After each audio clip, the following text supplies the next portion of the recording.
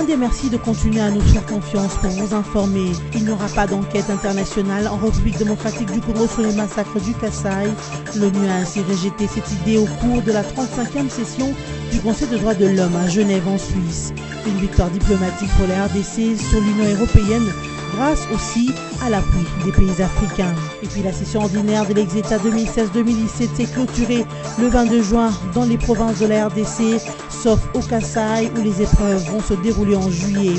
Les élèves interrogés à Kinshasa à l'issue de ces 4 jours d'examen se sont montrés optimistes sur les résultats attendus d'ici le 6 juillet 2017. En sport, cette semaine qui s'achève, le 5e tour cycliste de la RDC s'est clôturé le mercredi dernier. C'est Brandon James, coureur belge, qui a été sacré vainqueur de cette édition. La clôture a eu lieu sur le boulevard triomphal à Kinshasa, alors que le go a été donné dans la ville de Goma au Nord Kivu. Engagé pendant 4 jours dans cette lutte diplomatique acharnée entre Africains et Européens à Genève. L'épilogue s'est déroulé dans la matinée de ce jeudi 22 juin où, après des longues tractations, l'Union européenne, poussée par la Belgique, a jeté l'éponge par un retrait unilatéral de son texte suite au blocus du groupe africain derrière la RDC. Kinshasa a fait valoir sa raison face au complot d'ingérence de certaines puissances colonialistes dans ses affaires internes, alors qu'elle avait démontré sa bonne foi en acceptant la collaboration des Nations Unies aux enquêtes. Cette victoire de la RDC à Genève en Suisse est l'occasion ici de saluer la diplomatie proactive de Kinshasa déployée par le vice-premier ministre Léonard Tchéo-Kitundu sous instruction du président Joseph Kabila Kabange pour renouer les liens avec les pays africains. Question de constituer une muraille diplomatique africaine résistante face aux méchants assauts impérialistes du Nord. Genève est donc le premier terrain diplomatique où cette stratégie de la RDC a fait ses preuves en obtenant cette victoire face aux géants diplomatiques. La ministre congolaise de droits humains, Marie-Ange Moshebeko, a présenté ce mardi au Conseil des droits de l'homme à Genève un livre blanc produit par le gouvernement congolais sur le phénomène Kamina Sampou qui sévit dans l'espace kassaïen. L'annonce de cette présentation a été faite à Kinshasa au cours d'une rencontre avec la presse par le porte-parole du gouvernement, Lambert Mendo Malanga, qui a aussi fait une brève présentation de cet ouvrage intitulé Éléments d'information liés au phénomène Kamina Sampou. Cette compilation qui va vous être distribuée à l'issue de ma communication en est à son premier tome. Il y en aura d'autres. C'est une synthèse des péripéties ayant conduit aux événements tragiques connus sous l'étiquette de phénomène Kamwina Nsapu. Un phénomène que d'aucuns ont voulu considérer comme une simple manifestation politique, jusqu'au terrible drame de l'assassinat dans des conditions particulièrement atroces de 2 experts des Nations Unies, dont l'un fut simplement décapité. Subdivisé en 9 chapitres, ce document balaye les différents aspects de ce phénomène, depuis la localisation du groupement rural de Kamwina Nsapu, dans le secteur de Dibatai, en territoire de Dibaya, dans la province du Kasaï central, l'identité et la situation administrative de l'individu qui lui a donné naissance, jusqu'aux remèdes politiques et institutionnels apportés par le gouvernement lorsque les choses se sont aggravées, en passant par les causes tant endogènes qu'exogènes, sans oublier le caractère terroriste du mode opératoire, ainsi que les conséquences tant humaines, économiques que socio-culturel du dit phénomène.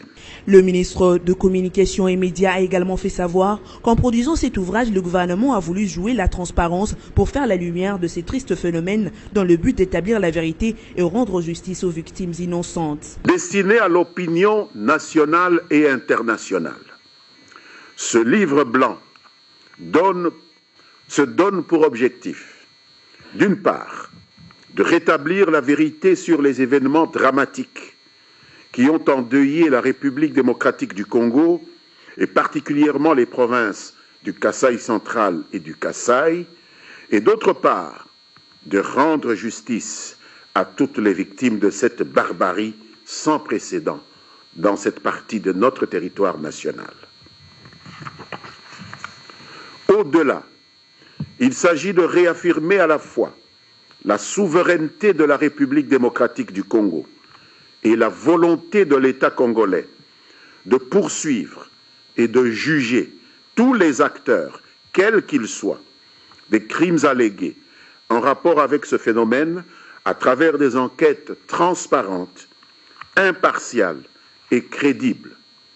Des enquêtes conduites par les instances judiciaires congolaises, avec la collaboration ou l'appui de toutes les bonnes volontés à l'intérieur du pays comme à l'étranger, y compris les Nations Unies, dont 2 enquêteurs ont, je le répète, trouvé la mort en faisant leur travail dans cette partie du pays. Revenant sur l'actualité autour de la situation au Kasaï et sur le droit de l'homme en général, Lambert Mende a rappelé que la RDC apprécie l'offre de la collaboration des Nations Unies, mais dans le strict respect de la justice congolaise et de la souveraineté de la RDC. L'attaque de la ville de Béni, le jeudi 22 juin, est l'œuvre d'une coalition des mouvements rebelles dénommée Mouvement national des révolutionnaires MNR en cycle. Cette affirmation est de Maître Omar Kavota, président de l'ONG CEPADO. D'après lui, c'est depuis l'évasion à la prison centrale de Béni Kangbaï le 11 juin dernier que cette coalition rebelle, composée à la fois des Maïmaï, des ADF, des FDLR, des ex-M23 et des prisonniers évadés, intensifie les attaques entre Béni et Butembo. Considérant l'impressionnante dotation logistique de cette coalition des rebelles, Omar Kavota dénonce une nouvelle rébellion en perspective d'une guerre contre les institutions en place. Il pense aussi que cette rébellion est connectée politiquement et militairement à un appui extérieur qu'il faut à tout prix démasquer et démanteler. Le CEPADO a cependant salué le revers infligé à ces hors-la-loi par les FARDC, quand bien même qu'il déplore ces 2 morts dans le rang de l'armée loyaliste et quelques blessés parmi lesquels des élèves et surveillants en plein centre d'Exeter, suite à une bombe tombée sur une des classes. Maître Omar Kavota, tout en se réjouissant des prouesses de la coalition FARDC-MONUSCO, rappelle que la menace est encore perspectible dans la zone. Il invite les autorités militaires à poursuivre sans relâche la traque contre cette nouvelle rébellion. Il s'est de rappeler que la ville de Béni avait été attaquée à l'aube de jeudi 22 juin par des assaillants non autrement identifiés. Un combat à l'arme lourde et légère a opposé à cet effet les FARDC à ce rebelles. Le bilan avait fait état de 12 morts et 7 capturés du côté des assaillants, 2 morts du côté des FARDC et quelques élèves blessés. À l'heure actuelle, la situation est calme car les forces gouvernementales contrôlent la ville de Béni. Joseph Kabila Kabange, président de la République démocratique du Congo, est attendu à Pretoria en Afrique du Sud ce dimanche 25 juin 2017. Ce pour participer à la 2e session de la grande commission mixte RDC-RSA selon un communiqué de la présidence sud-africaine diffusé mercredi 21 juin et relayé par le site du journal Forum 2As. Le séjour du Raïs au pays arc-en-ciel se limitera essentiellement aux activités de la commission bipartite, notamment les échanges commerciaux mutuellement avantageux entre Kinshasa et Pretoria. Joseph Kabila et Jacob Zuma examineront aussi la coopération bilatérale entre les 2 pays ainsi que la mise en œuvre des projets bilatéraux. La commission ministérielle sera aussi mise en examen, ce sur la mise en œuvre des accords signés et les engagements ainsi que les recommandations formulées lors de la 9e session de la grande commission mixte RDC-RSA tenue à Kinshasa du 15 au 16 octobre 2015. Ces engagements et recommandations concernent les domaines de la politique, de la sécurité et défense, de la gouvernance, de l'économie et finances, des infrastructures ainsi des affaires sociales et humanitaires. Plus de 10 ans après sa création, la commission compte à son actif 35 accords, plus un protocole d'accord et des instruments légaux qui démontrent la force de la coopération bilatérale entre les 2 pays. Il est de signaler que les relations commerciales entre la RDC et la République sud-africaine continuent de montrer une trajectoire ascendante. Les exploitations sud-africaines en RDC sont l'exploitation minière, le secteur de la vente en détail, les finances ainsi que les communications.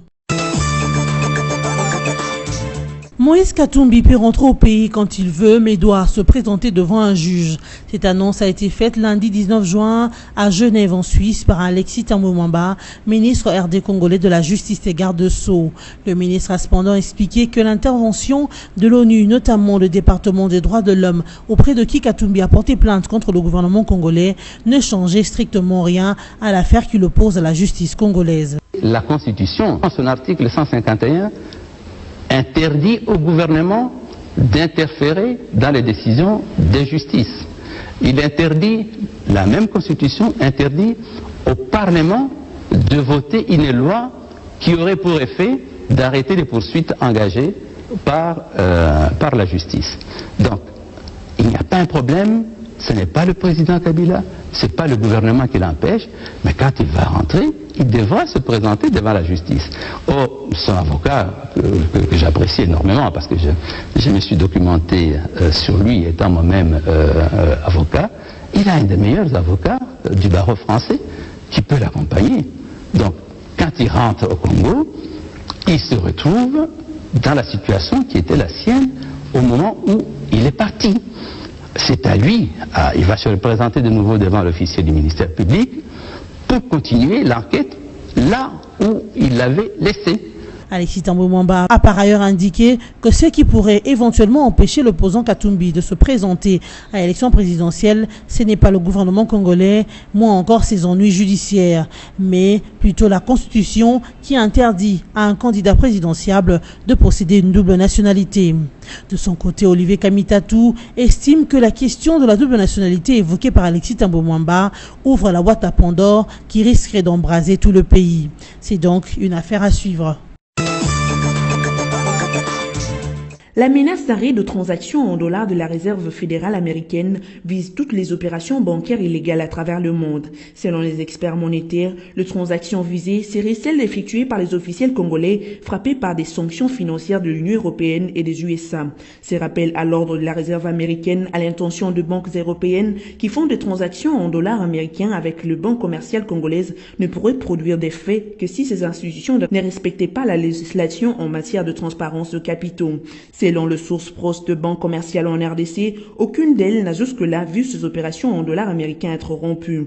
Tout se déroule normalement. Du côté de la Banque centrale du Congo, l'on affirme n'avoir pas été encore saisi d'une quelconque mesure visant l'arrêt de transactions en dollars. Jean-Louis Kayembe, directeur général en charge de la politique monétaire et des opérations bancaires de la BCC, a rassuré sur Top Congo FM que les efforts sont faits pour que les normes et les exigences soient respectées par les banques congolaises. Ce vis-à-vis de banques avec lequel la BCC fait des transactions en dollars. La RDC n'étant pas membre de la Chambre de compensation internationale, elle demeure indépendante de banques intermédiaires à l'international pour ses opérations en dollars et en euros. Dans les milieux politiques à Kinshasa, certains observateurs sont d'avis qu'il s'agit là d'une autre forme de pression de la communauté internationale contre le régime en place, d'où la nécessité d'éviter de donner une quelconque opportunité à la prise de telles mesures. Le directeur général du Fonds de promotion de l'industrie, Patrice Kitebi, vient de séjourner à Goma accompagné de quelques membres du comité de gestion. Le numéro 1 du FPI a à cette occasion procédé le week-end dernier à la relance des opérations de financement de projets industriels, présidant ainsi une séance de remise de titres ad hoc aux 5 promoteurs de projets jugés porteurs. Le tout pour une valeur globale de 2,5 millions de dollars américains. Les promoteurs bénéficiaires sont les établissements Bichueka qui bénéficient d'un emprunt destiné à l'équipement de son hôtel 5 étoiles IC2 dans la ville de Goma. Le deuxième promoteur est celui des établissements Binza qui ont consenti à un emprunt destiné au financement de besoins de roulement d'une savonnerie toujours dans la ville de Goma. Les établissements DESA établis à Kinshasa ont pour leur tour obtenu un financement du FPI pour l'acquisition des équipements de production du matériel roulant ainsi que de frais connexes pour faire fonctionner une usine de torréfaction dans la ville de Kinshasa. Également établie à Kinshasa, Mediaprint a consenti à un emprunt pour lui permettre d'acquérir des équipements additionnels et du matériel roulant pour une imprimerie moderne dans la capitale. Quant au 5e promoteur, l'entreprise Kuma Block a bénéficié d'un solde de financement pour la finalisation de travaux de réhabilitation du pont collé dans les territoires de Malembankoulou dans la province du Olomami. Ce pont va désormais relier ce territoire à celui des Kamina avec pour conséquence positive la relance des activités économiques. En remettant ce titre au promoteur de tout ce projet, le directeur général Kitebi leur a expliqué la nouvelle vision du FPI. Il leur a fait savoir que l'objectif premier de ces prêts n'est pas seulement un octroi qui exigerait un remboursement total, il s'agit plutôt et avant tout de voir se réaliser le projet financé. C'est de cette manière que chaque projet participera à la croissance économique et à la création des emplois qui sont le plus grand souci du chef de l'État, a ajouté Patrice Kitebi. Le patron du FPI a cependant insisté que ces prêts devront être remboursés pour permettre au FPI, avec la taxe promotion de l'industrie, de perpétuer le cycle de financement de projets afin de diversifier l'économie et la rendre compétitive jusqu'à conquérir le marché à l'étranger. Au nom de promoteurs bénéficiaires, M. Chérémoimi Rouamon des établissements Binza, également président de la FEC Nord Kivu, a remercié le FPI pour son accompagnement. Ce dernier a également promis que lui et les autres bénéficiaires se feront les émissaires du FPI pour annoncer la bonne nouvelle de changements observés et vécus afin d'encourager les autres à venir auprès de ce fonds pour leurs projets. Les épreuves de l'examen d'État se sont clôturées ce jeudi 22 juin dans un climat de paix et de stabilité sécuritaire sur presque toute l'étendue de la RDC. Les élèves finalistes affichent solennellement leur joie de voir combien ils sont arrivés à bien débuter leurs épreuves, mais également à les clôturer en beauté. Cependant, les finalistes qui ont eu pour centre d'examen le lycée Sacré-Cœur, une école conventionnée catholique, nous l'ont dit, ils ont exprimé leur satisfaction en espérant une réussite au regard de leur travail.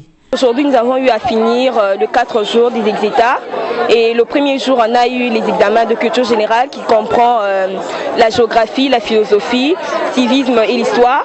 Et c'était bien passé. Et aujourd'hui, on a eu les langues où on a l'anglais et le français. J'ai trouvé que c'était vraiment abordable à tous, selon moi, au fait. Et j'ai directement su que je m'étais vraiment préparée pour ça. J'ai aimé le premier jour, j'ai vraiment aimé le deuxième jour, le troisième ainsi que les derniers jours aussi. Si pour certains finalistes, ces épreuves n'ont pas été difficiles à affronter, cela demandait un maximum de concentration pour y parvenir. L'examen était abordable, mais il y avait eu un peu de difficultés parce que la mathématique déjà c'est pas mon truc. Je m'attendais pas vraiment à me trouver à des questions pareilles, mais ça a été agréable pour moi. Par ailleurs, ces finalistes des humanités remercient infiniment les autorités congolaises pour avoir organisé dans les bonnes conditions ces épreuves de l'examen d'État en cette année 2017. Les universités et instituts supérieurs de la RDC ne délivreront plus les attestations de réussite aux étudiants finalistes. Cette annonce du ministre de l'Enseignement supérieur universitaire est justifiée par la disponibilité des diplômes. Steve Mbikai a dit sur les ondes de Top Congo FM que tous les diplômes qui arrivent à son cabinet sont signés dans les 24 heures. Mais il déplore cependant qu'il arrive que les finalistes payent pour le diplôme et les établissements universitaires utilisent cet argent pour d'autres fins, chose qui bloque les diplômes qui ne sont pas envoyés dans la commission de l'homologation pour être traités. Cependant, cette décision du ministère de l'ESU n'a pas que des avantages, mais comporte aussi des inconvénients. Dans certaines universités, notamment l'université de Kinshasa, avec cette non-délivrance des attestations de réussite, les étudiants doivent payer $150 pour retirer un des diplômes, soit 300 pour les 2 diplômes de graduat et de licence, alors qu'un diplôme ne coûtait que $75 aux étudiants il y a un temps, nous a confié sous anonymat une étudiante. Concernant les diplômes tardifs en médecine, le ministre de l'ESU soulève le problème des établissements non reconnus par l'État et sans agrément. Aux finalistes de ces universités non agréées, Steve Mbikai précise qu'ils ne peuvent pas obtenir des diplômes car leurs établissements ne sont pas autorisés à produire des finalistes et à délivrer des diplômes, particulièrement en médecine. Steve Mbikai, ministre de l'ESU, demande aux étudiants en règle pour la délivrance de leur diplôme de passer à son cabinet pour rencontrer son conseiller académique. L'Asbel Buikamboy a célébré ses 3 ans d'existence le 17 juin dernier à la Foire internationale de Kinshasa. Les membres de cet ASBEL sont venus de tous les coins de la capitale à cette occasion. Quelques députés nationaux et certains membres du gouvernement étaient présents pour louer les efforts mais aussi les réalisations de l'ASBEL que dirige Constantin Benguele Kwete. Ce dernier, accompagné de son épouse Monique, ont été reçus à cette occasion avec honneur. Au cours de cette célébration, un bilan jugé positif a été dressé sur cet ASBEL dont les réalisations sont plus remarquables à Mouika, dans la province du Kasaï. Pour le président national de l'ASBEL, Bouikamboy, qui a dressé leur bilan, Constantin Benguele accompagne le chef de l'État dans sa vision de la révolution de la modernité. Visiblement satisfait de ces 3 ans d'existence, l'autorité morale de l'ASBEL, Bouikamboy, Constantin Benguele Kwete, a promis de l'étendre dans toute la RDC. Faisant d'une pierre 2 coups, Constantin Benguele a appelé les membres de l'ASBEL à s'enrôler massivement pour se choisir ses dirigeants. Pour toutes ces réalisations en RDC, particulièrement à Mouika, Constantin Benguele a reçu une coupe d'excellence des mains du successeur Urbain Kwete, mais aussi un trophée d'émergence venu des journalistes. L'ASBEL, Bouikamboy, l'Union fait la force, a agrémenté cette célébration par la musique de Mamou Tchalamwana.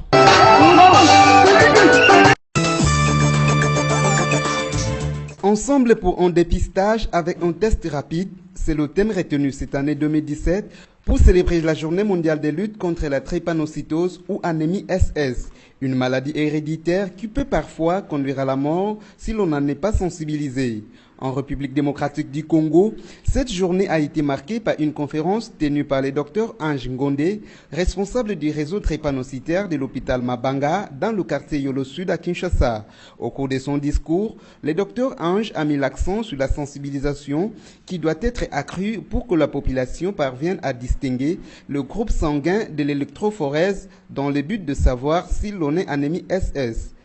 Il y a une confusion terrible dans la compréhension, même dans la terminologie de la maladie. On parle de SS.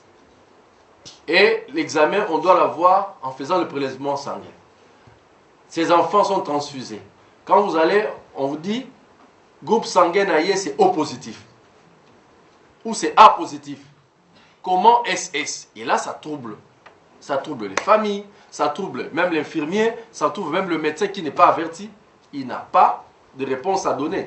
Je me rappelle Dr Wanzombi, le grand drépanocytaire, lui, l'infirmière à son chevet, quand il était tellement malade, on lui a dit, on pose à l'infirmière la question, il dit, SS c'est quoi? L'infirmière n'avait pas de réponse, elle dit. Il dit, SS ça veut dire sans souci.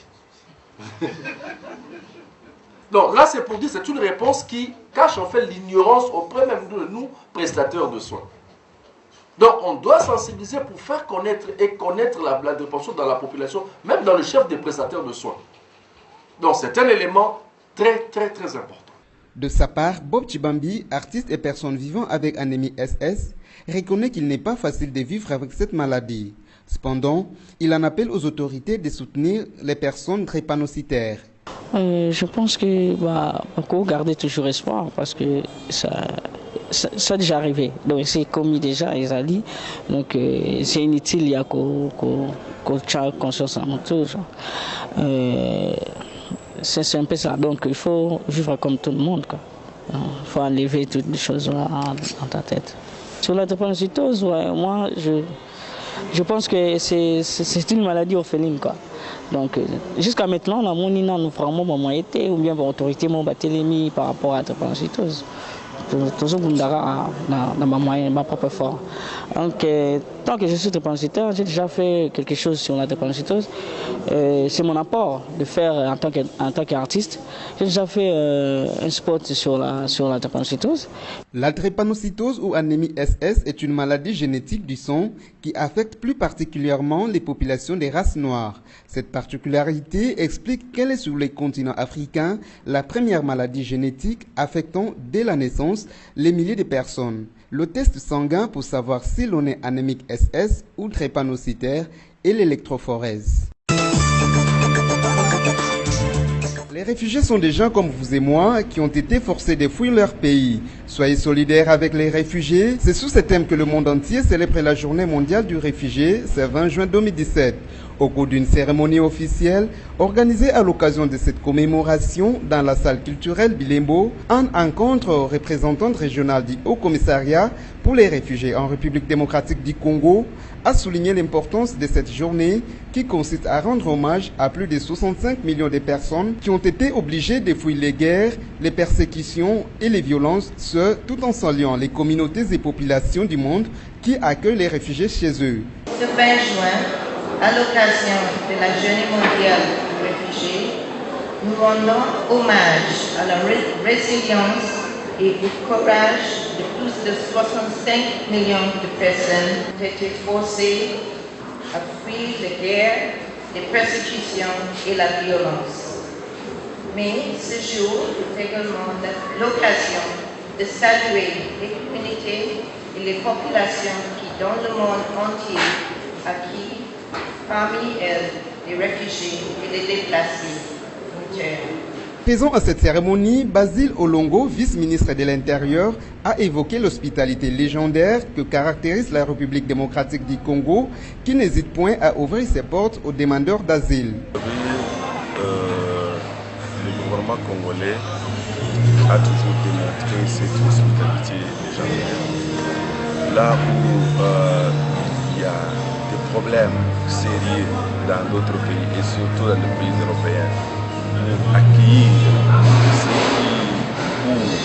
ceux qui sollicitent, ceux qui sont en détresse, chassés soit par des guerres ou autre chose, là où nous assistons à des morts, à des cas plus graves, des décès en cours de route, des femmes enceintes, la République démocratique du Congo garde toujours ses portes grandement ouvertes.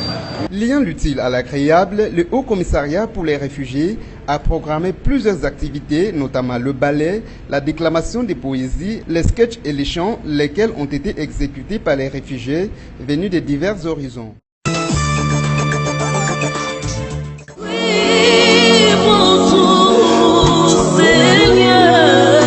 Chaque année, la fête de la musique est célébrée le 21 juin dans plus de 110 pays sur le 5 continents. Cette journée a été instituée en 1978 par Lord Yehudi Menuhi, président du Conseil international de la musique. Après son institution, la Journée internationale de la musique a constitué avec le temps un accomplissement des activités qui sont devenues des événements visant tant à enrichir la connaissance de différents arts qu'à renforcer les liens de paix et d'amitié qui unissent les peuples.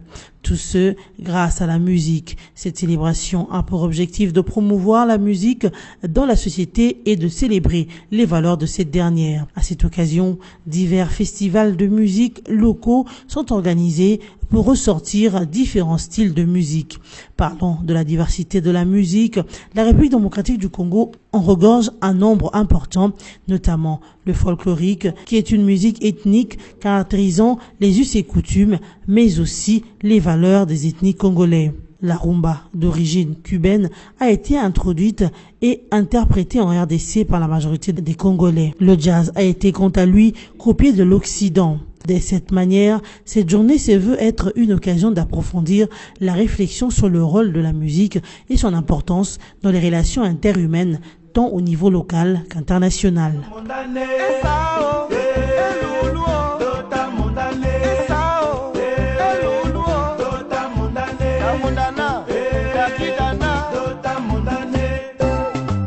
Bangala bataki nganama, bangala bataki nganama.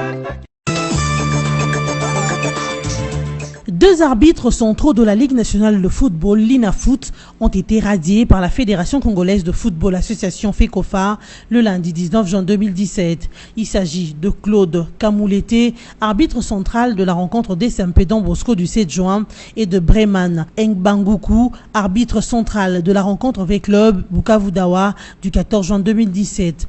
D'après Emmanuel Kandé, porte-parole de la FECOFA, il est reproché à ces deux arbitres d'avoir commis des fautes techniques techniques intentionnelles graves d'arbitrage lors de ces deux rencontres. A entre autres points inscrits à l'ordre du jour, examiner l'aspect concernant l'arbitrage au cours de la phase des playoffs du championnat de la Ligue nationale de football saison 2016-2017. Ayant passé en revue la situation de l'arbitrage des matchs de la division 1 dans son ensemble, et en particulier ceux de la phase retour des playoffs, notamment les matchs numéro 28, Drinkle Motema Pembe contre 16 Don Bosco du 7 juin 2017. Match numéro 39, ASV Club contre OC Bukavu-Dawa du 14 juin 2017. Après avoir entendu le comité de gestion de la LINAFOOT et sa commission des arbitres, il s'est dégagé que de fautes techniques intentionnelles graves d'arbitrage ont été commises par des officiels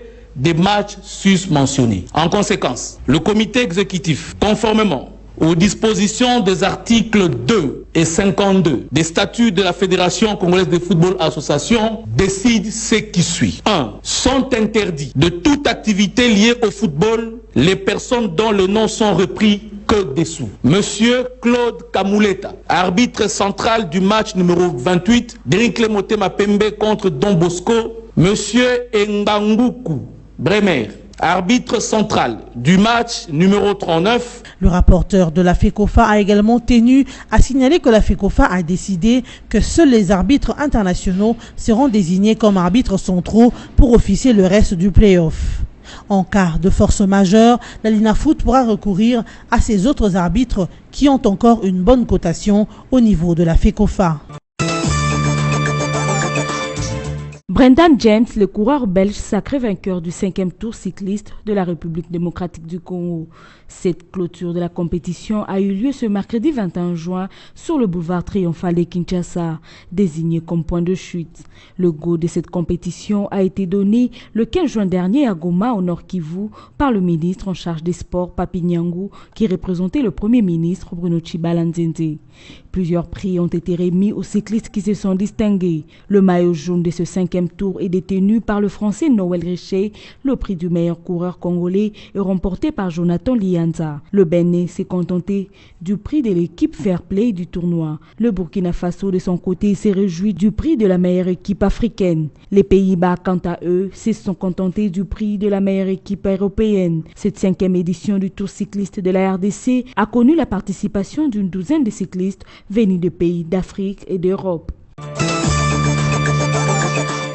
Nous vous rappelons les grands titres de la semaine. Il n'y aura pas d'enquête internationale en République démocratique du Congo sur les massacres du Kasaï.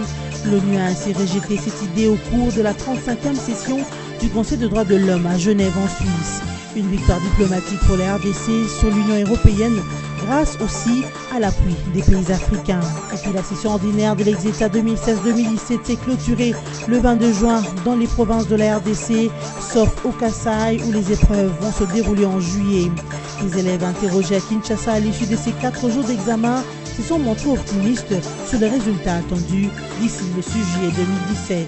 En sport, cette semaine qui s'achève, le 5e tour cycliste de la RDC s'est clôturé le mercredi dernier. C'est Brendan James, coureur belge, qui a été sacré vainqueur de cette édition.